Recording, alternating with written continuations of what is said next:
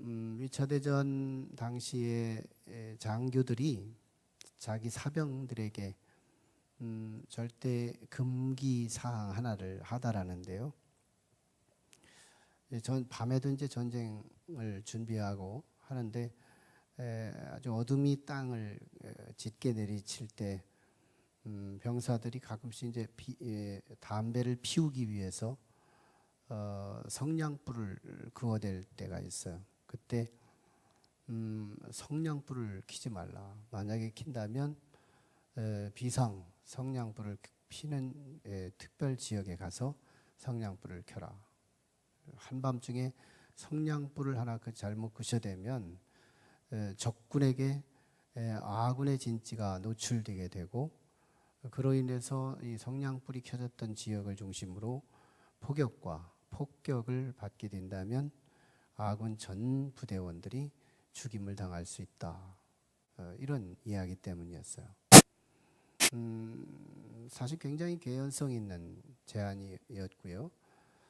굉장히 위험한 일이었죠. 실제로 상원경으로 주변을 이렇게 하다가 불이 반짝이면서 켜졌던 그 지역에 성냥불 정도를 가시화되는 거리가 리미트 32km 반경, 거기까지 다 성냥불의 불빛을 확인할 수 있답니다.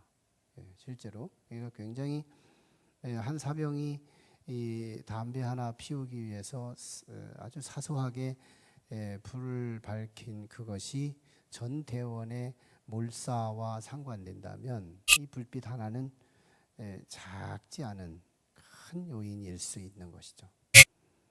지혜자에게는 큰 것이 되겠지만 어리석은 자에게는 그건 아무것도 아닌, 간과해버릴 수 있는 그런 작은 에피소드가 되겠죠. 어쩌면 다윗이 죽었습니다. 지난 시간에. 그리고 솔로몬이 이스라엘의 소위 3대 왕이 됩니다. 초대는 사울이고 2대는 다윗이고, 그리고 3대가 솔로몬이 왕이 된 건데요. 1대는 결국은 대를 잇지 못하는 불행한 왕정이었고, 그리고 신정왕국이라는 이름은 있었으나 실제는 신정왕국의 기틀조차도 마련하지 못했지만 다윗 때는 신정왕국의 기틀이 마련됩니다. 이제 다윗 때 신정왕국에 이제 터가 잡혔고, 그다음에 이제 솔로몬 때 와서 신정왕국이 확산, 발전 되게 되는 그런 계기가 되는데요. 신정왕국이 되면서 적어도 1장, 열왕기상 1장에서 우리가 소위 한 반정 하나를 확인했었죠. 아도니아 왕자, 즉 다윗의 살아있는 큰아들, 첫째 아들도 죽었고 둘째 아들도 죽었고 셋째 아들도 죽었으니 넷째 아들이 큰아들이 된 거예요. 실제로 그 큰아들인 아도니아가 가만히 보니까 자기보다 한참 서열이 낮은 솔로몬이 왕이 되는 분위기가 되자 요압 장군 붙들고 아비아달 제사장 붙들고 장수 하나 붙들고 제사장 하나 붙들면 일이 되거든요. 그러니까 이스라엘 문화에서 성사될 수 있는 조건 갖추니까 아도니아가 반란을 일으킨 겁니다.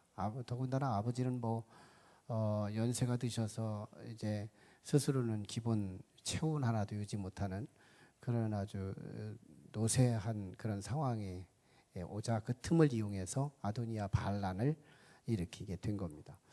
근데 결국 하나님이 나단 선지자와 함께 개입하셔서 아도니아 반란은 실패로 돌아가요. 그래서 결국 이제 솔로몬이 왕위에 오르게 된 건데요. 결국 아도니아가 거기서 이제 솔로몬의 은총을 덧입고 자기 집으로 훈방 조치 받아가지고 다시 살 수 있는 기회를 주죠. 근데도 아도니아는 그 욕망을 자제하지 않고 기회를 틈타서 다시 하나님 나라, 솔로몬의 나라는 다윗의 나라를 이어받은 자로서 하나님 나라의 계승이죠.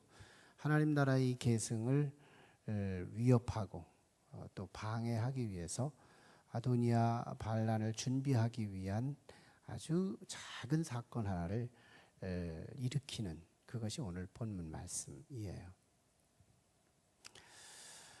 아도니아가 이제 자기 법적인 어머니 다윗의 아내였던 밧세바, 즉 솔로몬의 어머니 밧세바를 찾아가서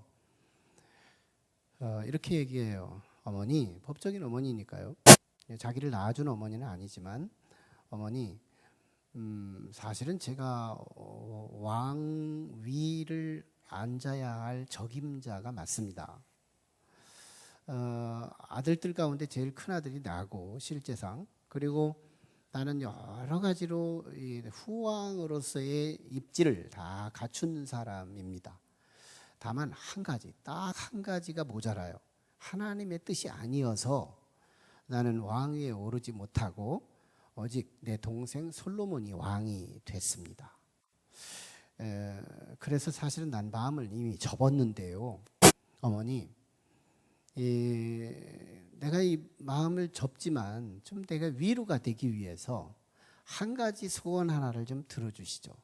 이러고서 이제 소원을 얘기하는데, 아버지의 마지막 아내, 왕이니까 아내들이 많이 있잖아요. 제일 마지막 아내, 체온이 떨어져서 전국에서 아리따운 여자 하나를 데려다가 그 충신들이 아내로 세워줬던 20대 아비삭이라는 아리따운 여인이 마지막 아내였었습니다. 근데 다윗이 그 여인과 동침은 하지 않았다 하면서 사실상 법적인 아내는 아내지만 사실상 동거하지 않은, 동침하지 않은 그런 사실상 단순한 아내가 된 거죠.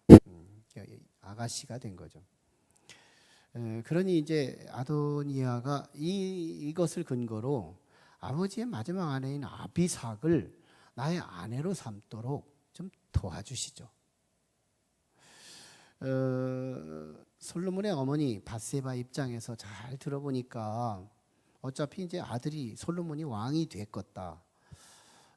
이 아도니아의 소원 정도는 뭐 아무것도 아니지. 뭐 그거 가지고 무슨 악재가 일어날 리가 없고 솔로몬에게 해가 될 것이 없다고 본 거예요. 그래서 그걸 오케이 하고 솔로몬에게 찾아갑니다. 솔로몬에게 찾아갔더니 솔로몬은 평상시 밧세바 자기 친모에게 얼마나 효심이 극진했는지 어머니의 말을 이렇게 거절한 적이 없어요. 어머니를 왕의 오른쪽에 모시고 굉장히 최대로 예우를 갖춰드린 거잖아요. 최고. 당신은 내 왕의 오른쪽입니다. 왕의 오른쪽에다 모시고 어머니 뭐든지 말씀하세요. 제가 어머니 말이라면 내가 다 들어드릴게요. 하고 주문을 한 거예요. 했더니 밧세바가 솔로몬에게 하기를 내가 지금 작은 거 하나 지금 요구할 테니 내 이 작은 요구를 거절하지 말아주세요. 굉장히 단적인 막 핀을 박아요. 솔로몬도 이제 주목하면서 들었는데 무슨 얘기했느냐면 어차피 너는 왕 됐고 네 형 법적인 형이지만 아도니아는 이제 왕족의 하나로서의 왕자일 단순한 왕자인데 저거 어떡하냐. 좀 소원 하나가 있다는데 작은 소원인데 이거 한번 네가 들어주면 어떻겠니? 그 내용은 아비삭 있잖아. 아버지의 마지막 얻었던 아리따운 20대 아비삭 있잖아. 이 아비삭을 그의 아내로 주면 아마 미모가 뭐 전국에서 탁월한 미모를 갖고 있었다니까 단순하게 예뻐서 그러는가 보다 이렇게 생각을 하고 밧세바의 마음의 윤허를 통해서 왕의 윤허를 받고자 했던 건데요. 솔로몬이 듣고 보니까 뭐 갑자기 감정이 바뀌는 거예요. 듣자마자 그게 무슨 말인지를 알아듣는 거예요. 밧세바는 그게 무슨 말인지 모르는 거지만 솔로몬이 그 소리를 듣고 어머니, 막 억하심정의 말을 쏟아냅니다. 어머니, 저 아도니아는 내 형제인데 차라리 그거 주문하지 말고요. 내 왕위를 뺏어서 아도니아한테 주시죠. 아니, 얼마 전에 반란을 일으키는데 주범이 됐던 아비하달 같은 제사장 그 사람이 주문하는 것도 들어주시죠. 아이, 요압 장군의 주문도 들어주시죠. 반역했던 요압 장군. 이 사람도 소원 있거든 들어주시죠. 무슨 말이에요? 이 밧세바가 굉장히 솔로몬이 마음이 엄청 상했다는 것을 말해요. 막 억하심정을 내놓는 거예요. 마음에 막 큰 상처를 받은 거예요. 그리고는 이제 작심합니다. 아도니야, 내가 너를 죽이지 않으면 하나님께서 내게 저주를 내릴 거다. 반드시 죽이겠다. 그리고는 브나야 장군, 이제 다윗의 오른팔 장군 하면 요압 장군이고요. 예. 솔로몬의 오른팔 장군 하면 브나야 장군인데, 브나야를 시켜서 처형을 한 거예요. 졸지에 이 아도니아는 칼 맞아서 죽게 됩니다. 이 이야기 속에서 우리는 세 종류의 사람을 확인하는데요. 첫 번째, 끝없는 욕망을 가진 우리는 아도니아를 보게 돼요. 끝없는 욕망을 갖고 있구나. 사실은 아도니아가 믿음의 사람의 유형이에요. 유형론으로 보면 세 종류의 사람 가운데 유형론으로 보면 믿음의 사람이에요.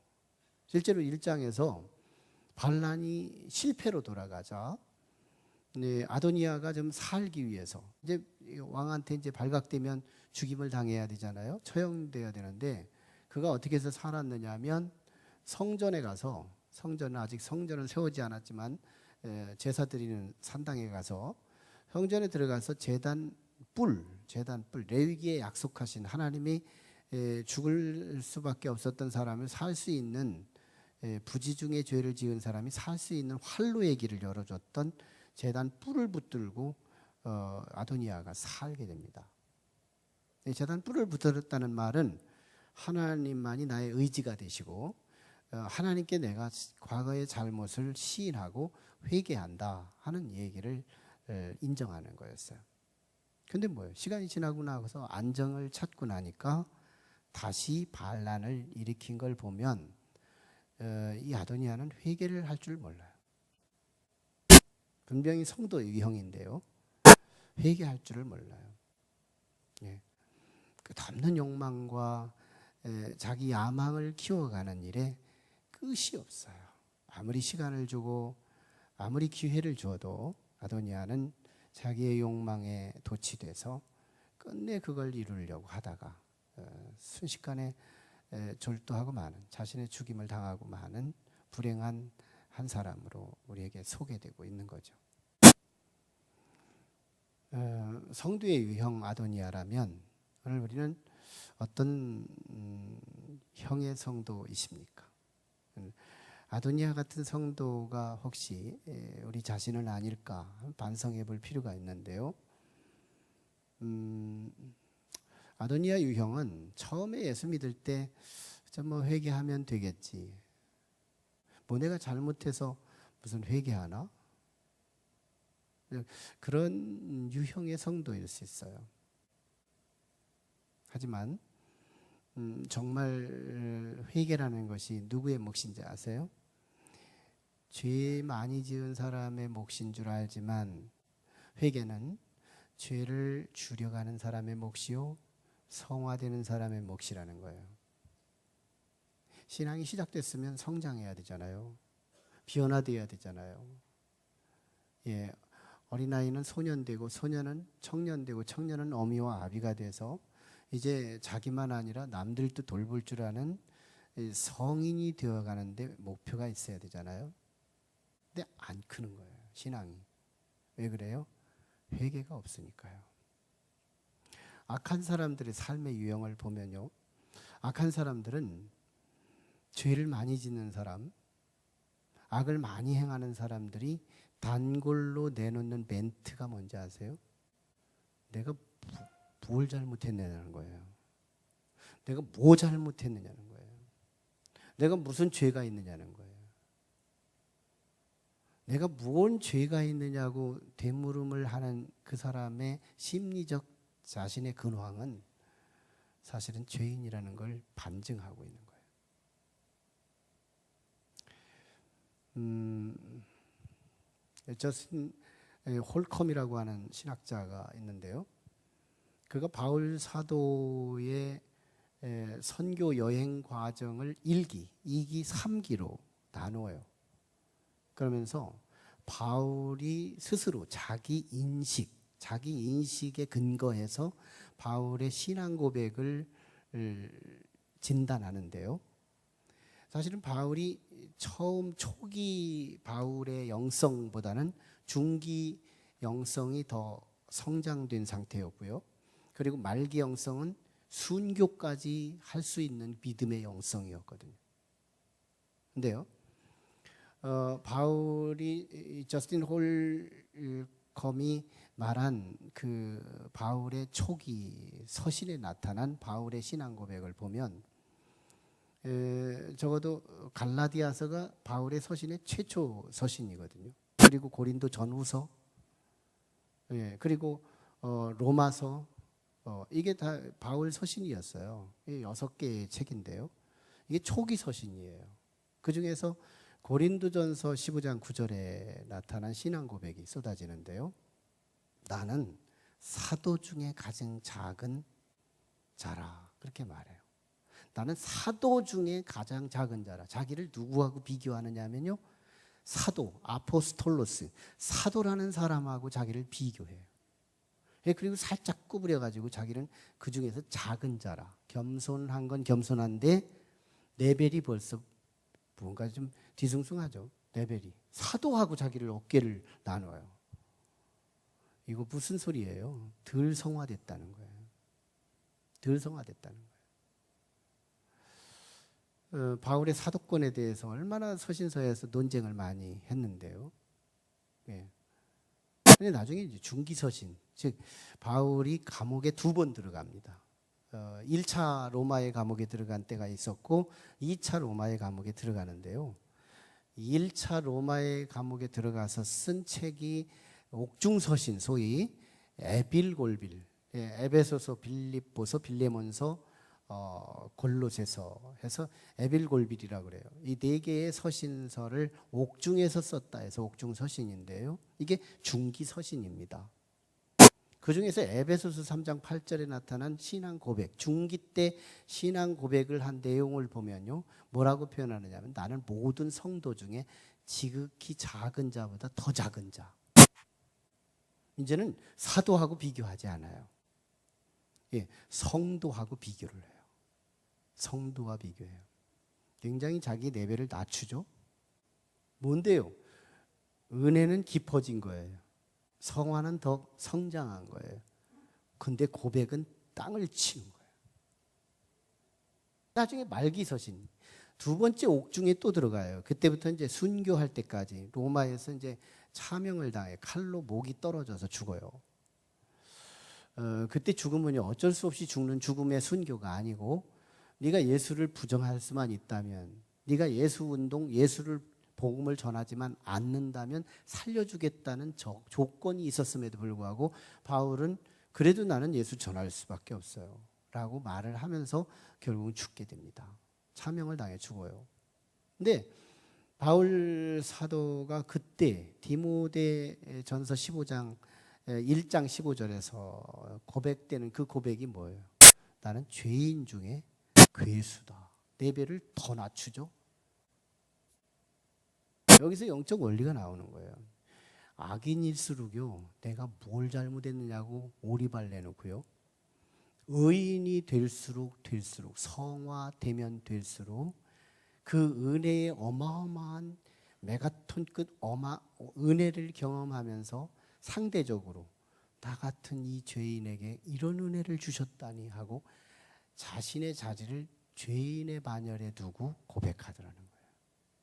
누가 회개하는 거예요? 거룩한 사람이 회개하는 거예요. 우리는요, 이웃과 비교한 회개가 아니에요. 저 사람과 비교해서 나는 죄가 없다? 상대론이 아닌 거예요. 우리의 비교는요, 하나님인 거예요. 하나님은 거룩하시니 우리도 거룩하라. 하나님의 거룩에 견주어서 우리는 회개하는 거거든요. 근데 그 거룩의 근거에서 우리가 회개할 수 있는 힘은 거룩, 은혜에 압도될 때만 가능한 거예요. 누가 날마다 죄인이라고 고백하는지 아세요? 내가 믿음에 깊이가 생긴 사람, 은혜를 더 깊게 경험한 사람, 이런 사람들이 우리는 회개하는 거예요. 회개의 빈도는 성화의 성장을 결정하는 거예요. 교회에 어쩌다 한번 오고 실패의 좌절에 빠졌을 때만 주여 내가 죄인이에요 이러는 이벤트 회개가 아니라 우리의 회개는 문화인 거예요. 신앙생활 전말이 회개로 채워져야 하는 거예요. 아도니아 성도는 almost 크리스찬, 리얼 크리스찬에 닿지 못하는 준부정어, 정말 부정도 못 되고 그렇다고 해서 긍정도 못 되는 준부정에 해당되는, 성도 아닌 것도 아니고 성도인 것도 아닌 그 어정쩡한 위치에서 결정적으로서 끊어진 이런 그리스도인은 회개가 없는 거예요. 아도니아 성도는 회개가 없습니다. 그러니요, 가만히만 있었어도 자기는 왕족의 하나로 주변에 그 자신의 수공자들을 세워놓고 얼마나 호의호식하면서 이 은총의 초대장 노인의 시대를 경유해서 하나님 나라 갈 수 있었지 않았겠어요? 근데 졸지에 어느 한순간 자신의 분하야 장군에 의해서 칼 맞아 죽게 되는 이런 불행. 잠언서 16장 18절에 교만은 패망의 선봉이요 거만한 마음은 넘어짐의 앞잡이니라. 아도니아의 멸망은 교만 때문인 거예요. 교만이 회개를 못하게 하는 거예요. 교만이 신앙을 성장하지 못하게 하는 거예요. 오늘 우리 속에 나도 모르게 내 속을 차지하고 나도 이제 저항할 수 없는 그 교만의 바위덩어리, 어마어마한 그 바위덩어리가 내 속에 들어와서 겸손의 이벤트를 해본다고 해도 여전히 겸손되지 못하는 내 속에 있는 그것이, 여러분, 내가 잘 되기를 위해 내가 직접 왕이 되기 위해 노력을 했지만 결국은 왕도 못 되고 청춘에 자신의 죽임을 당하고 마는 불행한 아도니아. 전 우리 교회에 그런 성도가 하나도 없기를 원합니다. 날마다 회개하는 거예요. 우리는 회개가 상식이어야 돼요. 전 누가 눈물을 흘리며 회개하는 성도를 보면 존경스러워요. 성도가 존경스러워요. 어떤 때는 목사가 회개를 못할 때가 있어요. 강팍해져요. 당연한 권리와 당연한 의무 위에 의무를 감당하지 못하는 성도에 대해서 막 화가 나요. 근데 옆에서 한 성도는 자기 죄라고 고백하고 회개하는 그 성도를 보면요, 하나님 내 저 가슴을 내게 주세요, 이런 기도를 할 때가 있다니까요. 얼마나 존경스러운지 몰라요. 회개가 다시 시작의 초석인 거예요. 우리는 다시 시작할 수 있어요. 지난 주간 실패해도 괜찮아요. 지금까지 실패해서도 괜찮아요. 다시 시작할 수 있다면 그 다시 시작할 수 있는 초석이 뭐예요? 회개예요. 회개. 저는 우리 교회가 회개하는 교회였으면 좋겠어요. 날마다 회개하는 거예요. 내가 참 잘못됐구나. 내게 이미 주신 은혜가 너무 큰데 내가 너무 지나친 욕망과 탐욕 속에 빠져 있구나. 우리 자신을 날마다 반성하고 돌이킬 줄 아는 성숙한 성도 되었으면 좋겠어요. 두 번째 모습이에요. 작은 여우를 데려다가 사랑하는 아들에게 데려다 주는 밧세바 유형의 성도가 있어요. 여기서 제가 작은 여우라고 하는 단어는 본래 솔로몬이 사용한 단어예요. 소위 아가서가 1장에서 8장까지 이제 쓰여지는 건데요. 아가서는 사실은 솔로몬 개인적으로는 솔로몬의 연애책이에요. 솔로몬이 술람미 여인을 사랑하게 되는데요. 그 사랑의 정도가 얼마나 애절했고 그 스토리가 참 감미로워서 연애책이지만 이게 성서로 편입될 수밖에 없었던 이유가 마치 예수 그리스도가 우리 성도를 사랑하는 그 사랑의 정도와 그 이야기의 패러다임이 너무 같더라는 거예요. 그래서 성경에 들어온 책이 된 건데요. 술람미 여인을 사실을 뜯어보면 흑인이에요. 시커먼 얼굴, 피부색도 뭐 뽀얀하지도 못한, 화장은 하나마나 뭐 이런 여인인데요. 근데 이 여인을 그렇게 사랑할 수가 없는 거예요. 아가서의 배경을 보면요, 한겨울이 지났어요. 그리고 새봄에 비가 내려요. 너무 비가 내리니 새봄에 막 모든 송방이 오미 트기 시작하는 새소망, 아지랑이가 솟아나고요, 새싹이 돋아나기 시작하고요, 포도원에는 포도의 꽃이 피기 시작하고요. 이러면서 너무 소망이 가득한 퍼펙트한 환경, circumstance, 이 퍼펙트한 완벽한 환경을 전제해서 아가서가 쓰여집니다. 너무너무 아름다운, 완벽해요. 어떤 남자가 그런데요, 이런 남자가 제일 행복하다. 예, 한 남자가 미국이라는 집에서 일본 여자라는 여자를 데리고 중국 음식을 차려놓고 이태리 음악을 틀어놓고 허드슨 강을 건너며 독일의 차를 타고 데이트를 하는 그 장면의 남자는 이 세상에서 제일 행복하다. 시체 흐르는 말인데요. 그 정도로 완벽한 그런 환경을 전제해서 시작된 게 아가서예요. 사랑하는 아내, 술람미 여인이 있죠. 환경은 새봄이죠. 삭막했던 겨울은 다 지나갔죠.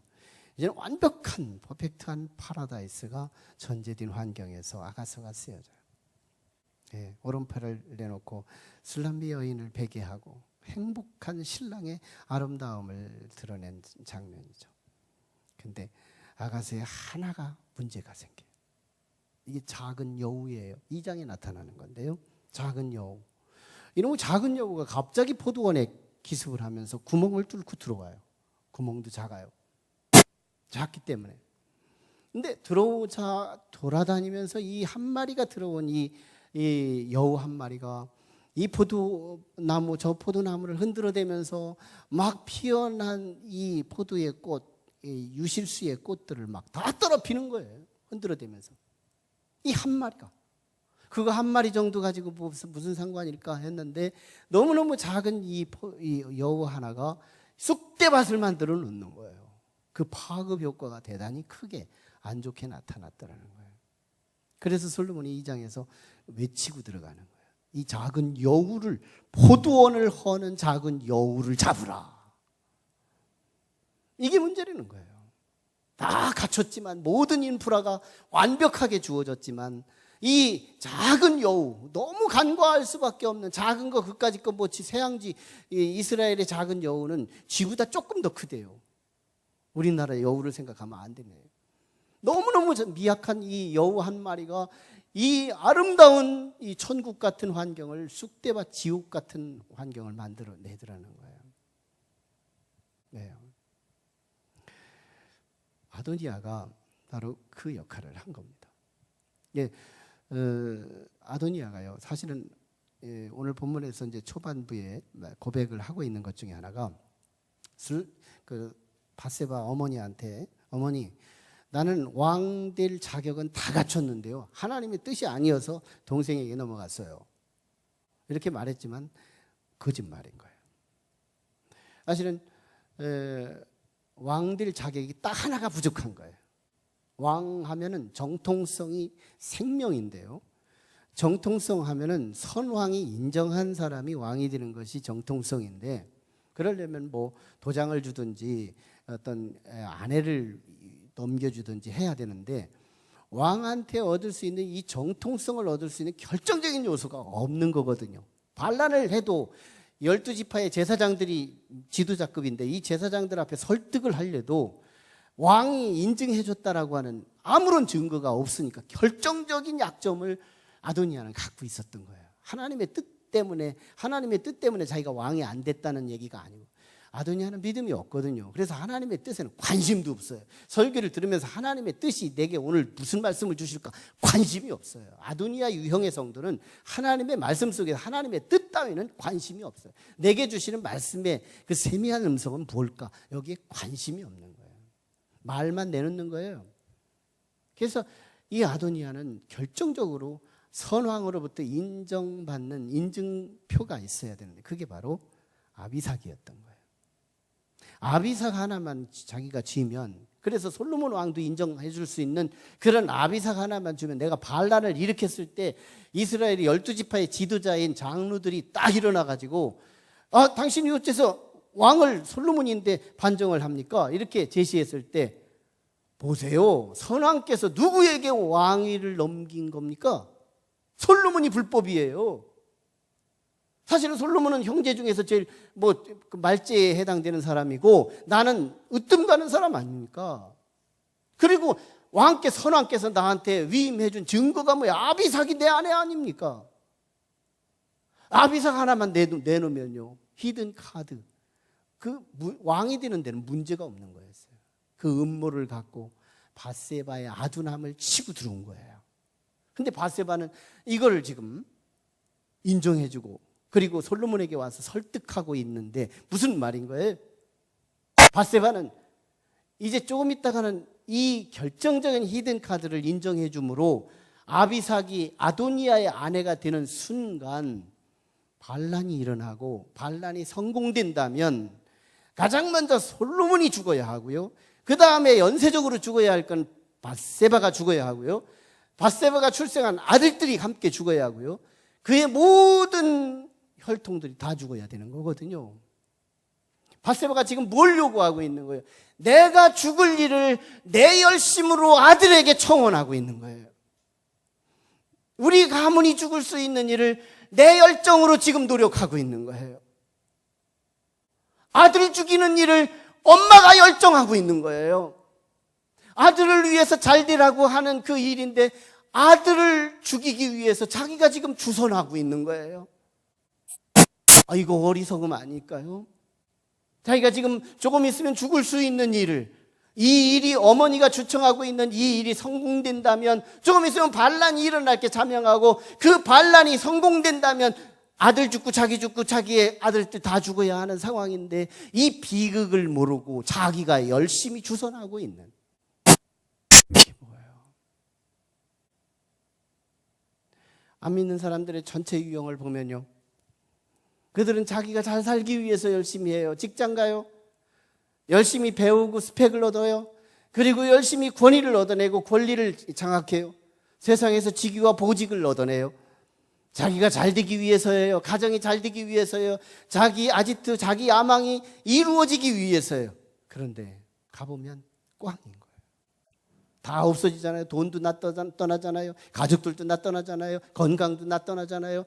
우리의 인생의 결론은 나 하나만 남는데요, 누가 나를 도와요? 화장터에 던지면 끝나지. 인생은 공인 거예요. 무은 거예요. 아무것도 아닌 거예요. 근데 그걸 보편적으로는 아는데 특수하게 그걸 인식하지 못하고 우리는 어리석음 속에 가는 거예요. 나 잘 되기 위해 살았는데 결국은 망하는 거예요. 시간의 갭만 차이가 있을 뿐이죠. 아도니아는 반란이 이기면 조금 있다가 이제 성공할 수 있는 일이지만, 정말 오늘 우리 인생은 조금만 멀리만 바라봐도 사실은 내가 잘 되기 위해 열심히 살았는데 결국은 죽는 길인 거예요. 안 믿는 건 미련한 거예요. 안 믿는 건 어리석은 거예요.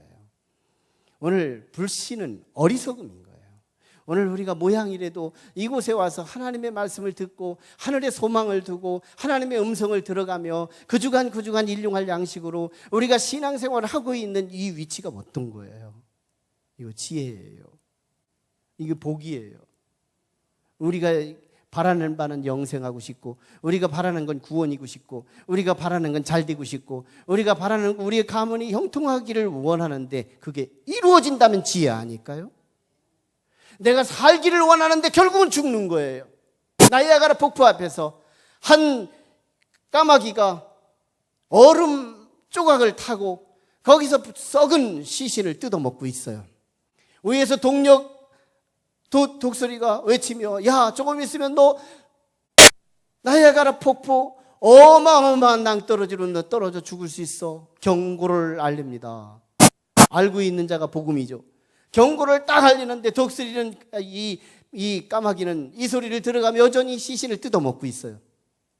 그가 뜯어먹고 있는 이유는 내가 낭떠러지에 떨어지더라도 이 두 날개를 비상해서 결국 낭떠러지에서 내가 구원받을 수 있는 그 자신감이 넘쳤던 거예요. 그런데 웬걸요? 낭떠러지에 떨어지는 순간, 그래서 자기가 비상하려고 하는데 발톱이 얼음 조각에 박혀서 얼어버린 거예요. 얼음이 떨어지는 순간 그도 떨어졌고, 그래서 그가 떨어져서 죽었다는 그런 이야기인데요. 오늘 우리는 내가 그 죽을 일이 방금 앞에 있는데, 금세 앞에 주어져 있는데, 나는 지금 왕이 될 걸 꿈꾸고 있는 거예요. 나는 성공할 걸 꿈꾸고 있는 거예요. 이거 어리석음 아니에요? 내가 잘 되기를 기대하고 행했는데 결국은 정말 잘 됐더라. 내가 설계했던 그거보다 더 잘 됐더라. 내가 구원받고 싶었던 그것이 더 구원의 완성을 실물을 바라보게 됐더라. 지혜로운 거 아니에요? 내가 바란 그것이 이루어졌다면 지혜가 아닐까요? 지혜로운 거예요. 밧세바는 이런 일을 지금 하고 있는 거예요. 솔로몬을 보세요. 솔로몬은 지혜를 얻기 이전에 벌써 지혜가 있었던 사람이었어요. 나중에 열왕기상 나중에 이제 후반기에 가면 3장에 가면 솔로몬이 지혜를 구합니다. 그런데 그는요, 지혜를 구하기 이전에 이미 지혜가 있었어요. 지혜가 있었어요. 그래서 밧세바가 보는 아무것도 아닌 그 일에서 솔로몬은 왕족이 멸망되고 하나님의 나라가 파괴되고 신정국가가 무너지는 것을 보는 거예요. 이게 지혜예요. 작은 여우 한 마리, 그 너무너무 간과할 수밖에 없는 너무너무 작은 것이 하나님 나라의 왕위를 위협하고 하나님의 신정왕국을 깨뜨릴 수 있는 요인, 작은 여우를 간파해내는 솔로몬의 지혜. 여러분, 사랑해본 사람이 사랑해요. 사랑의 맛을 아니까. 믿음의 맛을 안 사람이 믿음을 또 찾아요. 믿음을 구해요. 우리는 믿음이 무언지를 알고 믿음을 경험해 본 사람은 또 믿음을 찾게 돼 있어요. 그래서 성장하는 거거든요. 영광이 무언지를 아는 사람은 영광을 또 구하게 돼 있어요. 모세가 시내산에서 하나님의 영광을 보았을 때 이스라엘 민족은 영광이 뭔지를 모르고 있었을 그때에 모세에게 하나님께서 내가 너에게 뭘 줄까 했더니 단박에 쏟아내놓는 게 뭔지 알아요? 하나님 영광을 보여주세요. 하나님 영광을 보여주세요. 여러분, 하나님의 영광의 그 아래에 놓여보세요. 우리 상처, 지난 주간에 있었던 아픔, 그거 순식간에 녹아지는 거예요. 하나님 나라는 영광의 나라예요. 그곳에 가서 이 땅에 응어리진 것들 다 그거 어떻게 처리하나 걱정할 거 없어요. 그 영광의 휘하에 놓이기만 하면 우리는 다 녹아지는 거예요. 어마어마한 은혜가 옹졸했던 상처들을 다 녹이는데 넉넉한 따뜻한 온도를 이루어요. 여러분, 솔로몬은 지혜로웠어요. 그래서 솔로몬은요, 지혜를 구하기도 전에 지혜가 있었고 그 지혜의 맛을 알기에 하나님의 요청, 일천번제를 드리고 내가 너에게 무엇을 줄까? 하나님의 내 지혜를 주세요. 내 백성을 바르게 지도할, 내 백성을 바르게 판단할 내게 지혜를 더해 주시옵소서. 이때 솔로몬에게 너는 참 내 마음에 든다 해서 지혜를 주시고 부귀 영화 권세까지 다 주셔서 오랫동안 장수까지 하게 떠나게 하는 이 하나님의 응답을 보잖아요. 지혜예요. 여러분, 뭐가 지혜일까? 솔로몬 하면 아이콘이 지혜거든요. 솔로몬의 아이콘은 지혜예요. 참, 이 지혜를 구경하기 위해서, 이 지혜를 목도하기 위해서 얼마나 많은 3,000km 넘게 떨어져 있는 이 이방 흑인의 왕들이 막 찾아와서 돈 내고 선물 내고 그 지혜를 바라보는 그런 지혜의 탁월한 자죠. 근데 예수님께서 누가복음 11장에서 뭐라고 말씀해요? 솔로몬보다 더 큰 이가 여기 있으니. 솔로몬보다 더 큰 이가 여기 있으니. 지혜가 뭐예요? 그 솔로몬보다 더 큰 일을 내 마음에 품는 자예요. 지혜가 뭐예요? 예수 믿는 사람이에요. 진정성 있는 예수. 예수 믿는 사람이 지혜예요. 오늘 지혜가 뭐예요? 오늘 여기 앉은 여러분들이 지혜인 거예요. 내가 누군지는 알고서 앉아 있어야 되잖아요. 내가 지혜로운 자예요. 여러분들이 지혜로운 자예요. 여러분의 결론은 여러분이 기대한 것 그 이상으로 이루어질걸요. 내가 기대하는 건 왕인데 오늘 죽는 일이라면 이건 미련함이지만, 내가 기대하는 건 주먹만한 건데 내가 결론이 이루어지는 건 어마어마한 달덩이 같은 그 축복이 내게 이루어진다면 그건 지혜인 거죠. 우리가 결론이 잘 될 이유가 뭐예요? 예수님 때문에요. 솔로몬보다 더 큰 일을 내가 가지고 있잖아요. 솔로몬보다 더 원대한 지혜를 가지신 그분을 내가 믿고 있잖아요. 하나님을 믿지 예수 그리스도가 내 안에 없다면 나는 내가 바라보면 나만 바라보는 거예요. 내가 행하면 나만 행하는 거예요. 내가 가면 나만 가는 거예요. 내가 노력하면 나만 노력하는 거예요. 그러나 예수 그리스도를 믿을 때 내가 보는 그것을 주님도 함께 봐요. 내가 가는 그곳에 주님도 함께 가요. 내가 하는 그곳에 주님도 함께 행해요. 내가 세우는 그곳에 주님도 같이 세워요. 뭐예요? 우리는 주님이 함께 하는 거예요. 나보다 탁월하신 그 주님이 내 인생에 함께 동행함으로 내가 만드는 인생의 작품은 주 그리스도의 작품이 되고 있더라는 거예요. 얼마나 아름다움이에요. 오늘 내가 어떤 사람인지를 알아야 돼요. 여기에 진정성은 필요해요. 진정성 없는 아도니아가 문제가 있던 것처럼, 진정성 없는 어리석은 밧세바가 문제였던 것처럼, 그러나 어떤 같은 말 속에서도 이건 작은 여우의 하나야. 우리 가정의 신정왕국을 파괴하는 작은 거야. 우리 교회의 신정왕국을 파괴하는 작은 여우야. 우리의 마음에 내 마음속에 마귀의 나라, 하나님의 나라의 신정왕국을 파괴하는 이 작은 것, 그거 하나를 간파할 줄 아는 지혜가 있다면 우리는 죽어서 천국이 아니라 이 땅에서도 천국을 누리게 될걸요. 2차 대개전 때 영국의 함선 중에 하나가 미국에 건너가요. 샌프란시스코 항구에 가야 됩니다. 그래서 굉장히 군사 기밀을 가지고 가야 될 때 조그마한 배였어요. 그 사공이 굉장히 두려웠습니다. 인도양을 건너가는데 얼마나 두려워요. 이 전쟁이 지금 아직 끝나지 않은 상황에서 여기저기서 폭격을 하고 또는 적선이 나타났을 때 어떻게 처리해야 할지. 그때 사령관이 그 선장에게 지시합니다. 내가 비밀 부호를 줄 테니 너는 이 비밀 부호를 가지고 내게 무전을 하라. 그러면 내가 그때마다 네가 행할 지시를 내가 주리라. 그때 두려웠지만 사령관의 그 소리를 듣고 마음의 안도를 가지고 배를 타고 이제 샌프란시스코 항구를 향해 갑니다. 가는데요, 적선이 나타났어요. 두려웠죠. 굉장히 두려웠죠. 상관이 지시한 대로 비밀 부호를 통해서 무전기를 해서 상관하고 통화를 하게 됩니다. 상관이 지시합니다. 말합니다. 네가 보고 있는 적선 나도 보고 있다. 두려워하지 말아라. 두려워하지 말아라. 너는 그대로 항해를 하라. 그래서 계속해서 샌프란시스코 항구에 도착하라. 지시를 내려요. 그 소리 듣고 너무너무 평안했어요. 그리고 샌프란시스코 항구에 도착해서 주변에 배가 없었던 그 잔잔한 배, 바다에 자기가 조금 전에 확인하지 못했던 또 다른 배 하나가 육지로 수상으로 올라온 거예요. 알고 보니 잠수함이었어요. 최초의 잠수함. 잠수함 속에 사령관이 타고 있었고, 나만 적진을 보고 있는 줄 알았는데 사령관도 함께 보고 있었고, 나만 내 무기만 있는 줄 알았는데 사령관의 무기가 있었고, 어마어마한 무기를 탑재하고 이 잠수함이 이 선장을 보호하고 있었던 거예요. 여러분, 이사야 41장 11절을 보면 두려워 말라. 이스라엘을 향하여 하나님이 주신 말씀이잖아요. 두려워 말라. 나는 하나님이니 놀라지 말라. 내가 너와 함께함이라. 오늘 우리는 그런 사람이에요. 오늘 우리 자리를 견고하게 하셔야 돼요. 어둠의 사탄 마귀가 사실적 근거를 가지고 내 신앙을 흔들어 대고 있어요. 작은 여우가 이 지혜의 자리에서 벗어나도록 작은 여우 한 마리가 나를 세미하게 뚫고 들어오고 있어요.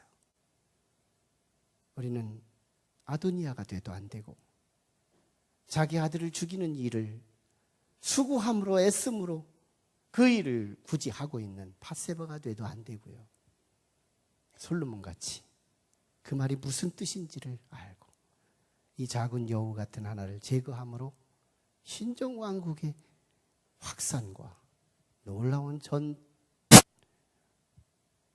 창대함을 이루는 그 지혜로운 그 지혜가 저와 여러분에게 정착되기를 원합니다. 커졌으면 좋겠어요.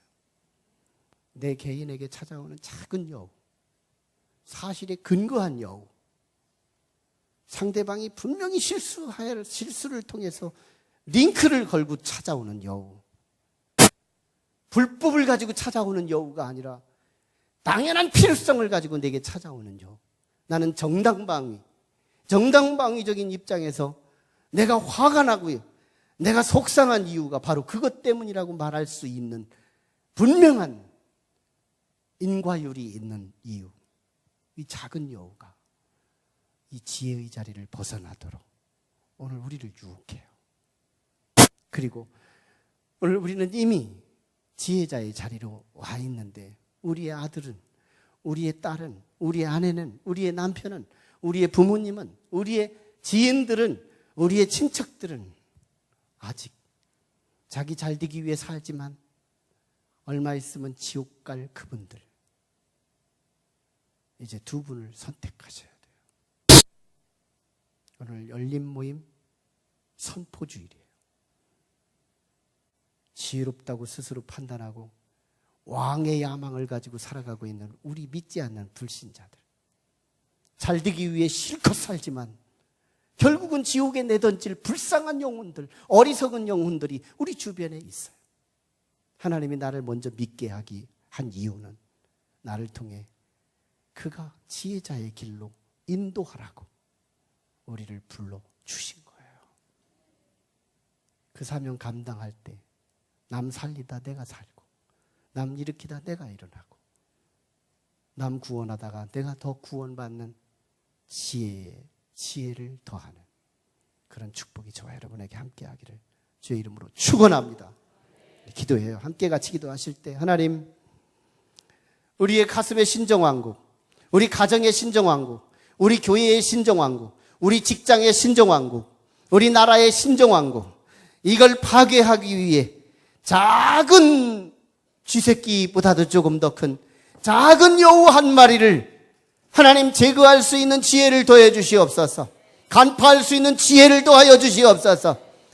아버지 하나님, 내가 잘되기를 위해 내가 열정을 다하고 수고했지만 조금 있으면 칼 맞아 죽을 수밖에 없는 아도니아 인생이 되지 말게 하시고, 밧세바같이 자기 아들이 죽는 길을 열정적으로 자기 아들에게 와서 주선하는 어리석은 인생이 되지 말고, 예수 그리스도 솔로몬보다 더 큰 일을 내 가슴에 품고 예수를 진정으로 믿는 예수 진정한 리얼 크리스찬이 되도록 하나님 도와주시옵소서.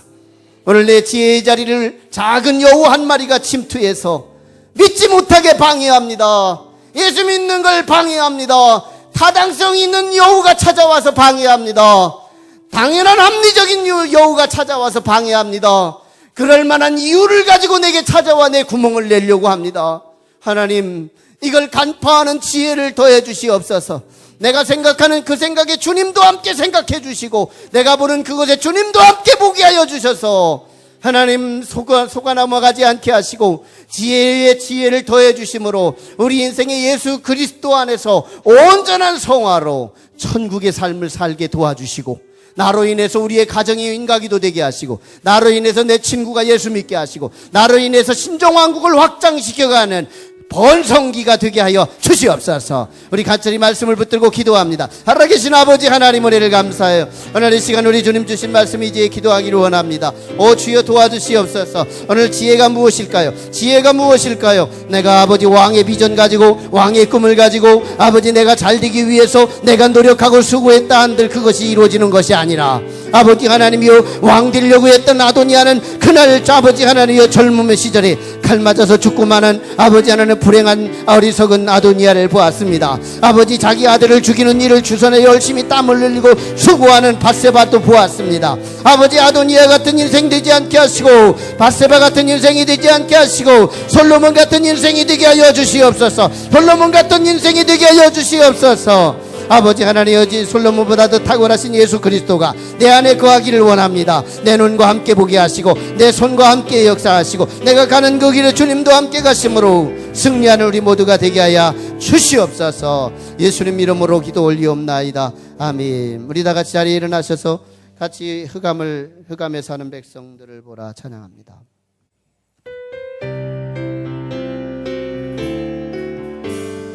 흑암에 사는 백성들을 보라.